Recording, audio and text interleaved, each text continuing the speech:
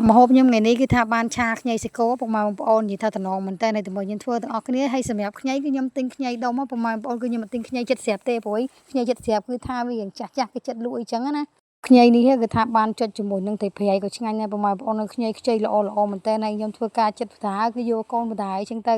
បងស្រីដែលមានកូនទុយដូចខ្ញុំគឺគាត់យកអារម្មណ៍មួយហ្នឹងហើយនិយាយទៅខ្ញុំពេលខ្លះពេលគាត់ដេកធ្វើម្ហូបបដាគឺថាចាប់គាត់បដាសឹងថាពេលខ្លះភ្លេចដាក់ស្ករអំបិលប៊ីចេងបើអាឡៃទៅចាប់គាត់ពេលដល់ងាកមកវិញភ្លេចអីចឹងណាបានបងគាត់នៅផ្ទះទៅគឺជួយមើលជួយខ្លះចឹងទៅហើយបើបានបងគាត់ទៅរៀនអស់គឺខ្ញុំម្នាក់ឯងចឹងទៅប្តីរវល់អីចឹងណាហើយនេះគេថាមកមើលសកោខ្ញុំម្នាក់វិញគឺខ្ញុំសើតែក្តៅហើយ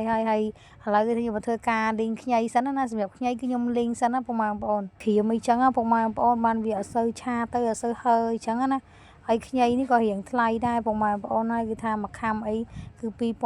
1គីឡូ25,000ប៉ុន្តែវាខ្ចីល្អអញ្ចឹងណាហើយបើបានជ្រលក់ផ្អកបោះហុកជាមួយនឹងត្រីប្រៃទៀតទៅជាតិនេះខ្ញីហ្នឹងណាគឺខ្ចីល្អមែនតែនហ្មងខ្ញុំសង្កត់ថាហូបឆៅណាគឺខ្ញុំមិនដែរចេះហូបឆាខ្ញីទេពុកម៉ែបងប្អូនគឺថាហើតែម្ទេសចេះហូបប៉ុន្តែបើខ្ញីគឺខ្ញុំអត់ចេះហូបទេបើថាពេលម៉ែធ្វើត្រីប្រៃម្ដងណាបើថាដាក់ខ្ញីអីខ្ញុំឆ្កឹះខ្ញីចេញអស់ហើយអត់ដែរហូបទេត្រីប្រៃគាត់ពីច្រើនត្រីប្រៃគឺដាក់ខ្ញីអញ្ចឹងគឺថាវាឆ្ងាញ់អញ្ចឹងតែខ្ញុំអត់ចេះហូបទេប៉ុន្តែឥឡូវរៀនហូបអញ្ចឹងទៅមានអីអូឆ្ងាញ់ណាស់ពុកម៉ែបងប្អូនហើយជួនកាលហូបទាំងស្រស់ក៏មានដែរហើយបើថាបានជាមួយផ្អកប្រហុកត្រីប្រៃវិញក៏ឆ្ងាញ់ដែរហូបទាំងឆៅហ្មងឥឡូវនេះមានចាញ់ហើម្ទេសអីគេថាដាក់ទាំងគ្រាប់អីចឹងទៅហើយមកមើលឆាសាច់គោខ្ញុំម្នេះវិញគឺខ្ញុំរៀបចំដាក់ស្ករអំបិលប៊ីចេងទឹកត្រីទឹកស៊ីអ៊ីវអញ្ចឹងទៅហើយដាក់មានណាដាក់អំបិលរៀងជ្រុលពុកម៉ែបងប្អូនចង់រៀងប្រៃអីចឹងទៅក៏ថែមទឹកអីមិនតិចតួចអីចឹងទៅហើយសាច់គោគឺខ្ញុំស្រូវតែក្តៅហើយម្សៅហើយតែចឹងអត់សូវឃើញមានឈាមនេះដោយខ្ញុំស្រស់សាច់ឲ្យអស់ឈាមចឹងទៅវាក្រងល្អ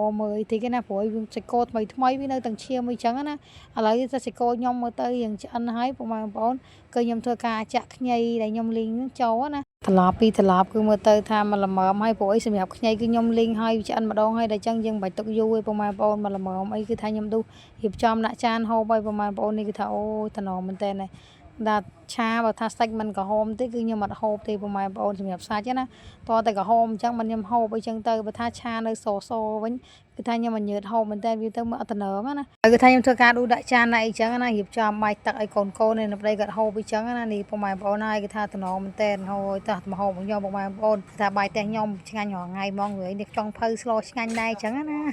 គឺថារៀបចំដាក់ចានបាយម្នាក់ម្ចានចឹងទៅពុកម៉ែបងប្អូនហើយថ្ងៃនេះមានតែប្រមុខហ្នឹងទេគឺថាឆាខ្ញីហ្នឹងហើយទៅសក់ចាវប្រចាំថ្ងៃរបស់ខ្ញុំហ្នឹងគឺថាចិត្តអស់ហើយពុកម៉ែបងប្អូនឥឡូវគឺថាប្តីខ្ញុំក៏គាត់ដាក់មុនគេគាត់ហៀវអីចឹងណាហើយកូនខ្ញុំហ្នឹងគឺថាគ្មានស្រួលច្បល់បាយអត់តើអីទេពុកម៉ែបងប្អូនឥឡូវខ្ញុំមកលាងដែរចឹងណាហើយវីដេអូបងប្អូនគឺមានតែប៉ុណ្្នឹងទេពុកម៉ែបងប្អូនហើយបើស្រឡាញ់ពីចិត្តនឹងវីដេអូបងប្អូន follow page ឬមួយក៏ like ចុច comment បងប្អូន share បងប្អូនម្នាក់មួយផងណាហើយអរគុណមែនតើសម្រាប់ការចូលមើលវីដេអូបងប្អូននេះដល់ចប់ណាអរគុណបាយបាយ